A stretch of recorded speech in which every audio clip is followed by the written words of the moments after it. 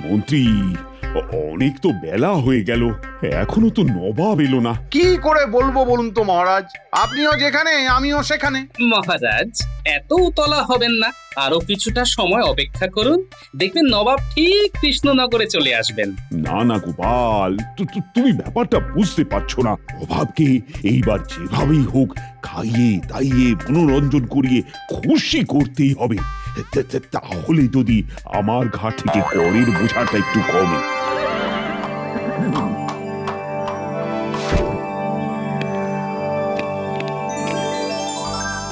আরে ওই তো নবাব বাহাদুর আসছেন। আরে আরে, তাই তো তাই তো। আসুন আসুন নবাব বাহাদুর, আসুন। রাস্তায় কোনো অসুবিধে হয়নি তো? না না কৃষ্ণচন্দ্র, কোনো অসুবিধা হয়নি। এ নবাব বাহাদুর ভালো আছেন তো? হ্যাঁ মন্ত্রী, ভালোই আছি।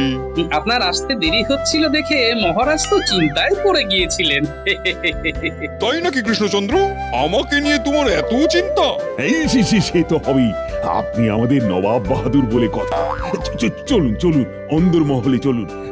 আসুন উজির মশাই, আসুন।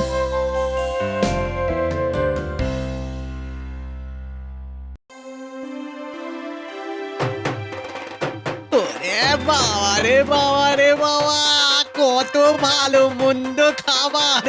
খাবারগুলো দেখে পেটের মধ্যে খিদেটাও আরো যেন চচ্চর করে বেড়ে যাচ্ছে। আজকে একেবারে কবজি ডুবিয়ে খাবো। এ কি করেছো কৃষ্ণচন্দ্র? এত আয়োজন! আপনি এত বছর পর আমার রাজ্যে এসেছেন, এইটুকু আয়োজন না করলে হয় বলুন? খান খান নবাব, মন ভরে খান। কিন্তু এত খাবার কি আমি খেতে পারবো? নবাব বাহাদুর, আপনি চেষ্টা করলে সব পারবেন। নিন নিন নবাব, এইবার ভোজন শুরু করুন। উজির মশাই, আপনিও শুরু করুন।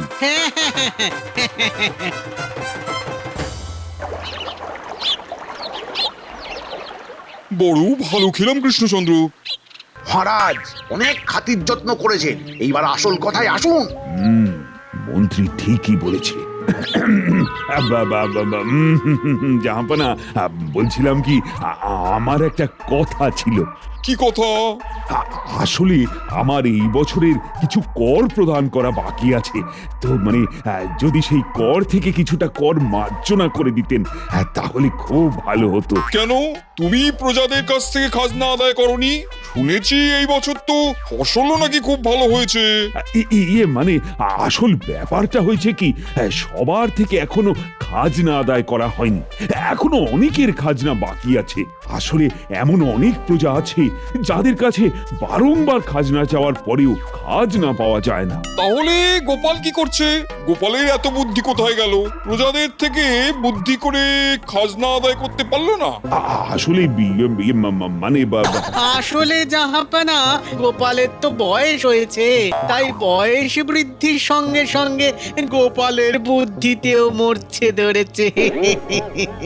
দেখো কৃষ্ণচন্দ্র, আমি তোমার কিছুটা কর মার্জনা করে দিলাম, তবে আমার একটা শর্ত আছে। কি শর্ত জাহাপনা? আমি গোপালের বুদ্ধির 3টে পরীক্ষা নিতে চাই। গোপালের বুদ্ধির পরীক্ষা? কিন্তু কেন জাহাপনা? হ্যাঁ, আসলে আমি দেখতে চাই বয়স বৃদ্ধির সাথে সাথে গোপালের বুদ্ধিতেও মরচে ধরেছে কিনা। মানে মানে এর সাথে কর মার্জনা করার কি সম্পর্ক জাহাপনা? দেখো কৃষ্ণচন্দ্র, আমি তোমাকে এইবার না হয় কিছুটা কর মার্জনা করে দিলাম, কিন্তু প্রত্যেক বছর এটা করা তো আমার পক্ষে সম্ভব নয়। আর গোপালের যদি বুদ্ধি থাকে তাহলে গোপালের সাথে সলা পরামর্শ করে তুমি নিজেই একটা উপায় বের করতে পারবে যে কিভাবে সকলের কাছ থেকে খাজনা আদায় করে সেখান থেকে আমাকে সঠিক কর প্রদান করা যায়, রাজ্যের উন্নতি কিভাবে করা যায়, ইত্যাদি ইত্যাদি। কিন্তু গোপালের যদি বুদ্ধি না থাকে তাহলে তো সেটা পারবে না। তাই আমি এই পরীক্ষা নিতে চাই। ঠিকই তো, হয়তো গোপালের বয়স হয়েছে তাই বুদ্ধিতেও মরচে পড়েছে। না না, আমাকে নবাবের কথায় রাজি হয়ে যেতে হবে। আমাকেও জানতে হবে সত্যি কি গোপালের বুদ্ধিতে মূর্ছে ধরেছে। ঠিক আছে জাহাপানা, আপনি গোপালের পরীক্ষা নিন, আমার কোনো অসুবিধে নেই। তার মানে নবাব আমার বুদ্ধির পরীক্ষা নিয়ে আমাকে ফাঁদে ফেলার চেষ্টা করছেন, হ্যাঁ? ঠিক আছে, তাহলে তো এই পরীক্ষা আমাকে দিতেই হয়। ঠিক আছে নবাব বাহাদুর, আপনি যখন আমার পরীক্ষা নিতে চাইছেন তখন আমি পরীক্ষা দিতে রাজি আছি। যাক, ভালোই হলো তুমি রাজি হয়ে গেলে। তাহলে আর দেরি করে লাভ নেই, তোমার প্রথম পরীক্ষাটা তাহলে নিয়ে ফেলাই যাক, কি বলো? হ্যাঁ, এইবার ওই গোপাল পেঁচে পড়েছে। ঠিক হয়েছে, ঠিক হয়েছে। ঠিক আছে জাহাপনা, বলুন আমাকে কি করতে হবে। দেখো গোপাল, তোমার প্রথম পরীক্ষা নেবে মন্ত্রী আর উজির, দ্বিতীয় পরীক্ষা নেবে কৃষ্ণচন্দ্র, আর সর্বশেষ পরীক্ষা নেব আমি। উফ, এইটাই তো চেয়েছিলাম। এইবার গোপালকে এমন পাঁকে ফেলবো যে সেই পাঁক থেকে গোপাল কিছুতেই বেরিয়ে আসতে পারবে না। উজির, তুমি আর মন্ত্রী মিলে গোপালের একটা পরীক্ষা নাও। গোপাল যদি সেই পরীক্ষায় পাশ করতে পারে তবেই দ্বিতীয় পরীক্ষা দিতে পারবে। আগে জাহাপানা, তাহলে আমাকে আর মন্ত্রী মশাইকে এই নিয়ে কিছু ভাবার তো সময় দিন। আচ্ছা ঠিক আছে, তোমরাও তবে পাশের কক্ষে গিয়ে আলোচনা করে এসো। আচ্ছা আচ্ছা আচ্ছা, ঠিক আছে জাহাপানা, ঠিক আছে। চলুন চলুন মন্ত্রী মশাই, চলুন। হ্যাঁ হ্যাঁ, চলুন চলুন চলুন। কি ব্যাপার, মন্ত্রী আর উজিরের এত সময় লাগছে কেন? সময় তো লাগবেই আমাকে জব্দ করার জন্য, প্যাচ কষছে যে, সময় লাগবে না? আরে আরে, ওই তো মন্ত্রী আর উজির চলে এসেছে। কি ব্যাপার, তোমাদের এত দেরি হলো কেন? জাহাপনা, গোপাল তো আর জেসে লোক নয়, ওকে পরীক্ষা নেবার জন্য এইটুকু সময় তো লাগবেই। আচ্ছা আচ্ছা, বলো বলো, কি পরীক্ষা নিতে চাও তোমরা? গোপালের কি পরীক্ষা নিতে চাও? জাহাপনা, আমরা গোপালকে রাজকোষ থেকে 100 মোহর আর 100টি শূন্য ঘোড়া দিতে চাই। গোপালকে 7 দিনের মধ্যে নিজের বুদ্ধি খাটিয়ে সেই 100টি ঘোড়া পূর্ণ করে আনতে হবে। এটাই গোপালের পরীক্ষা। বাহ, এটা তো দারুণ একটা পরীক্ষা। এটাতেই প্রমাণ হয়ে যাবে গোপালের বুদ্ধির জোর। ঠিক আছে জাহাপনা, আমি পরীক্ষা দিতে প্রস্তুত। আপনারা শুধু আমাকে 100 মোহর আর 10টি ঘোড়ার ব্যবস্থা করে দিন। কৃষ্ণচন্দ্র, হ্যাঁ জাহাপনা, আমি এক্ষুনি ব্যবস্থা করছি।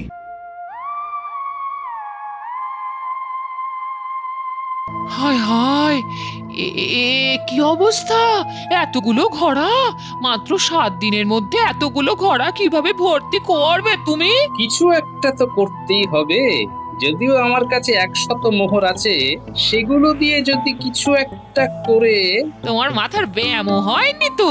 এত শত মোহর দিয়ে তুমি 7 দিনের মধ্যে 10টা ঘোড়া ভর্তি করতে পারবে? এই ঘোড়া মোহর দিয়ে ভর্তি করা কি মুখের কথা গো? এই ঘোড়া ভর্তি করতে হলে কতখানি মোহর লাগবে তা তুমি জানো? 7 দিনের মধ্যে কোনো মতে এই ঘোড়াগুলো মোহর দিয়ে ভর্তি করা সম্ভব না, যদি না ইট কাঠ পাথর দিয়ে এই ঘোড়াগুলো ভর্তি করো। হ্যাঁ গিন্নি, তুমি কথাটা কিন্তু মন্দ বলনি। ইট কাঠ পাথর না হোক, মাটি দিয়ে তো ভর্তি করতে পারি। মাটি? কি বলছো? আমি একটা জায়গায় যাচ্ছি গিন্নি, হ্যাঁ, ফিরতে একটু দেরি হবে, কেমন? আরে এই অবেলায় এবার কোথায় চললে? ফিরে এসে আমি তোমায় সব বলছি। আসি আমি। ওহ, এই লোকটার মাথার মধ্যে যে কি চলে সেটা একমাত্র লোকটাই জানে। হ্যাঁ,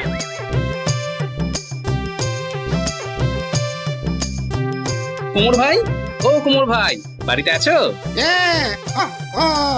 গোপাল দাদা যে, হ্যাঁ তুমি এসো এসো। আমাকে 1000-এর মতো মাটির মোহর বানিয়ে দিতে হবে, পারবে?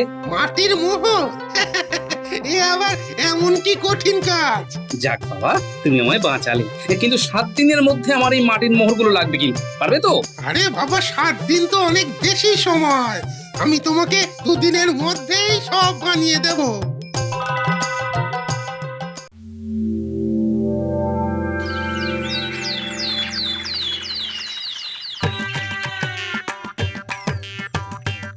হ্যাঁ গো, সবই তো ঠিকই আছে, কিন্তু ওরা যদি হাত দিয়ে এই মোহরগুলো দেখে তখন তো বুঝে যাবে। হ্যাঁ? তুমি কি তোমার স্বামী একেবারে কাঁচা খেলোয়াড় ভেবেছে নাকি?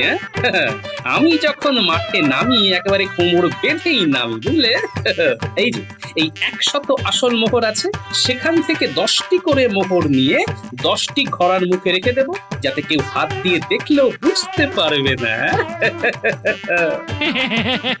সত্যি বাবা, তোমার মাথায় কিছু বুদ্ধিও আছে। হ্যাঁ? আমার বুদ্ধিটা মরচে ধরেছে বলেছিলে না? হ্যাঁ?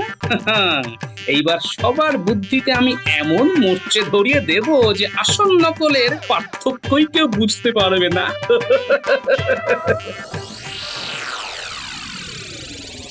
গোপাল, করেছো কি? মাত্র দুদিনের মধ্যে 10টি ঘোড়া মোহরে পূর্ণ করে নিয়ে এসেছো। আরে এই এত মোহর কোথায় পেলে? জাহাপনা, কি করে পেলাম, কোথায় পেলাম, এটা তো আমার পরীক্ষার মধ্যে ছিল না। হ্যাঁ, ইয়ে মানে হ্যাঁ, আশা করি আমি প্রথম পরীক্ষায় উত্তীর্ণ হয়েছি। তুমি তুমি প্রথম পরীক্ষায় উত্তীর্ণ হয়েছো। কি ব্যাপার বলুন তো উজির মশাই, মাত্র দুদিনের মধ্যে গোপাল এত মোহর পেল কোথায়? তাহলে এতগুলো মোহর আমদানি করলো কি করে? জাহাপনা, প্রথম পরীক্ষায় উত্তীর্ণ হয়েছি মানে এবার আমাকে দ্বিতীয় পরীক্ষা দিতে হবে।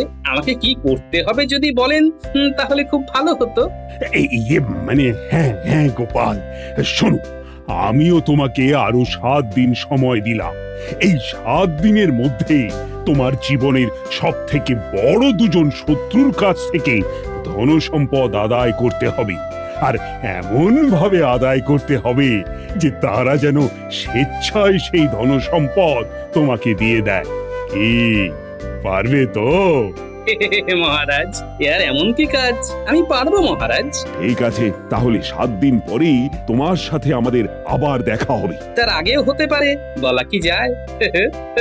ঠিক আছে, তাহলে আজকে সভা এখানেই শেষ হলো। চলুন চলুন নবাব।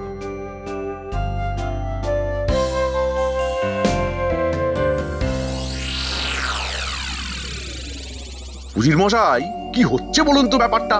গোপাল মাত্র দুদিনের মধ্যে এতগুলো মোহর নিয়ে এলো, আবার উঁচু গলায় বলে গেল যে ওর শত্রুর কাছ থেকে ধন সম্পদ আদায় করে আনবে। গোপাল কি কোনো জাদু টাদু করছে নাকি? আপনি ঠিকই বলেছেন। তার জন্যে আমাদের গোপালকে পিছু করতে হবে, ওর উপর নজর রাখতে হবে। আপনি একেবারে ঠিক বলেছেন, ঠিক বলেছেন। চলুন তবে। উজির মশাই, উজির মশাই, আমার আর তর্স হইছে না। আমাকে গোপালের থেকে জানতেই হবে যে ও এতগুলো মোহর কোথায় পেল। চলুন চলুন চলুন, তাহলে গোপালকেই জিজ্ঞাসা করা যাক। হ্যাঁ, চলুন চলুন চলুন। গোপাল, গোপাল, গোপাল, দাঁড়াও দাঁড়াও। আরে মন্ত্রী মশাই, আপনি? আরে উজির মশাই, আপনিও আছেন? কি হয়েছে বলুন তো? তুমি এই অসাধ্য সাধন করলে কিভাবে? এটা আবার কোনো ব্যাপার নাকি? হ্যাঁ, কি বলছো গোপাল? এতগুলো মোহর তুমি মাত্র দুদিনের মধ্যে কোথায় পেলে? সভাসদে কাজ করে তো কারোর পক্ষে এত মোহর জমানো সম্ভব নয়। তাহলে কিভাবে সম্ভব হলো গোপাল? সম্ভব, মন্ত্রের মাধ্যমে সব সম্ভব উজির মশাই। মন্ত্র? তার মানে? একটা মন্ত্র আছে, সেই মন্ত্র পাঠ করলেই প্রতিদিন 2 ঘোড়া করে মোহর পাওয়া যায়। কি বলছো গোপাল? হ্যাঁ, আমাকে এক সাধু বাবা এই মন্ত্র দান করেছিল। আমি তো সেই মন্ত্র পাঠ করেই এই মোহরগুলো পেয়েছি। গোপাল, সেই মন্ত্রটা আমাদের কি বলা যাবে? মন্ত্রটা? গোপাল গোপাল, আমরা তো তোমার আপনজন, আমাদের তুমি বলতেই পারো। আমরা কথা দিচ্ছি, এই মন্ত্র আমরা কাউকে বলবো না। হ্যাঁ, দেখুন, আমি মন্ত্রটা তো আপনাদের বলতে পারবো না, তবে আমি আপনাদের যা ধন সম্পত্তি আছে তা 10 গুণ করে দিতে পারবো। হ্যাঁ, কি বলছো গোপাল? হ্যাঁ, সত্যি? আগে মানে গোপাল, ইয়ে মানে বলছিলাম কি, আমি আজকেই আমার যা যা ধন সম্পত্তি আছে সব তোমার বাড়িতে গিয়ে দিয়ে আসবো। না না না মন্ত্রী মশাই, মন্ত্রী মশাই, আমি বলছিলাম কি, আমাকে তো মুর্শিদাবাদ যেতে হবে আমার ধন সম্পত্তি আনতে। আপনি আমার সাথে গেলে খুব ভালো হতো। আমি একা এত ধন সম্পত্তি কিভাবে নিয়ে আসবো বলুন? আরে মশাই, আপনি একাই তো আনতে পারেন। ঠিক আছে ঠিক আছে, উনি যখন এত করে বলছেন তখন আপনি আপনি যান না মন্ত্রী মশাই, একদিনের তো ব্যাপার। আচ্ছা আচ্ছা আচ্ছা আচ্ছা গোপাল, গোপাল তুমি যখন বলছো তখন আমি তোমার কথা শুনবই। ঠিক আছে ঠিক আছে উজির মশাই, আমি আপনার সাথে যাব। তাহলে আপনারা মুর্শিদাবাদ থেকে ঘুরে আসুন। মানে গোপাল, তাহলে আমরা আসি গোপাল, হ্যাঁ আসি। হ্যাঁ হ্যাঁ, আসুন মন্ত্রী মশাই, আমাকে জব্দ করা। হ্যাঁ,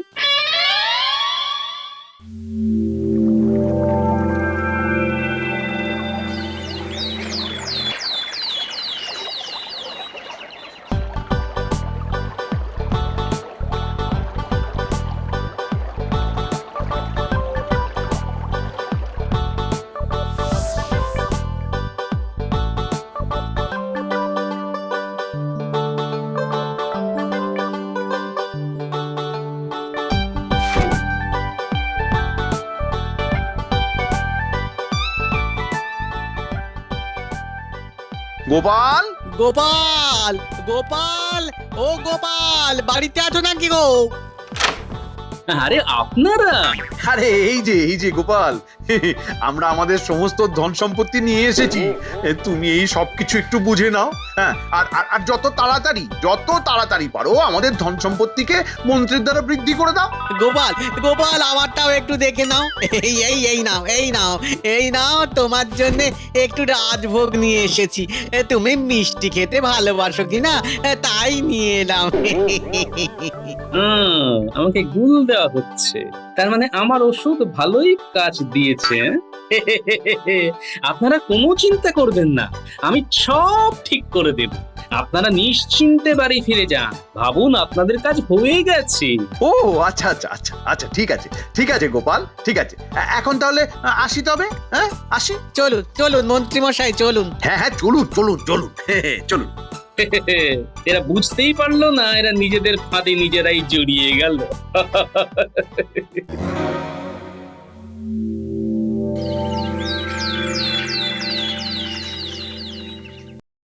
মহারাজ, আপনার কথা মতো আমার জীবনের দুজন সব থেকে বড় শত্রুর থেকে এই ধন সম্পত্তি নিয়ে এসেছি, এবং তারা স্বেচ্ছায় এই সম্পত্তি আমাকে দিয়েছেন। মানে কিন্তু এই কাজ তুমি কিভাবে করলে গোপাল? আরে এগুলো তো দেখে মনে হচ্ছে আমাদের ধন সম্পত্তিগুলো, যেগুলো আজ সকালে আমরা গোপালের বাড়িতে রেখে এসেছিলাম। কিন্তু এগুলোকে গোপাল তার শত্রুর ধন সম্পত্তি বলে পরিচয় দিচ্ছে কেন? তার মানে গোপাল, তার আগে বলুন তো, আমার জীবনের সব থেকে বড় দুজন শত্রুকে? সে আমি একজনকে জানি, মন্ত্রী। আপনি একেবারে ঠিক ধরেছেন মহারাজ। আর দ্বিতীয় জন? উজির? আমাকে তো কিছুই বলতে হলো না, আপনারাই তো সবকিছু বলে দিলেন। তার মানে এগুলো মন্ত্রী আর উজিরের ধনসম্পত্তি? কি উজির? আগে হ্যাঁ জাহাপনা। কিন্তু গোপাল, তুমি এই কাজ করলে কিভাবে সেটা আমাদেরকে বলো। শুনুন তবে। গোপাল, গোপাল, গোপাল, দাঁড়াও। কি হয়েছে বলুন তো? তুমি এই অসাধ্য সাধন করলে কিভাবে? একটা মন্ত্র আছে, সেই মন্ত্র পাঠ করলেই প্রতিদিন 2 ঘড়া করে মোহর পাওয়া যায়। গোপাল, সেই মন্ত্রটা আমাদের কি বলা যাবে? দেখুন, আমি মন্ত্রটা তো আপনাদের বলতে পারবো না, তবে আমি আপনাদের যা ধন সম্পত্তি আছে তা 10 গুণ করে দিতে পারবো। হ্যাঁ, কি? গোপাল, তাহলে আমরা আসি গোপাল, হ্যাঁ আসি। হ্যাঁ, আসুন মন্ত্রী মশাই।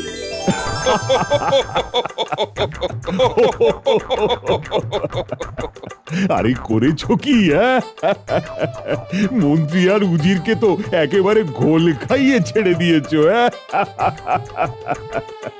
গোপাল, তুমি দ্বিতীয় পরীক্ষাতে উত্তীর্ণ হয়েছো, তাই তো জাহাপনা? হ্যাঁ গোপাল, আমি তোমার বুদ্ধি দেখে সত্যিই খুব প্রসন্ন হয়েছি। তবে তুমি এটা ভেবো না যে তোমাকে তৃতীয় পরীক্ষা দিতে হবে না। তোমাকে তৃতীয় পরীক্ষা দিতে হবে, আর সেই পরীক্ষায় উত্তীর্ণ হলেই তবেই তুমি সর্বশ্রেষ্ঠ বুদ্ধিমান নামে পরিচিত হবে, তার আগে নয়। জাহাপনা, আমি তৃতীয় পরীক্ষা দিতে প্রস্তুত, বলুন আমাকে কি করতে হবে। দেখো গোপাল, আমি বহুদিন হয়ে গেল মুর্শিদাবাদে যাই না। মুর্শিদাবাদের প্রজাদের জন্য আমার মন খুবই কাঁদছে। তুমি কিছু একটা করে গোটা মুর্শিদাবাদকে আমার সামনে আনার ব্যবস্থা করো, যাতে আমি কৃষ্ণনগরে বসেই মুর্শিদাবাদ দর্শন করতে পারি। আর এটাই হবে তোমার অন্তিম পরীক্ষা। জাহাপনা, আমি কথা দিচ্ছি 7 দিনের মধ্যে আপনি আপনার উত্তর পেয়ে যাবেন। আজ আসি।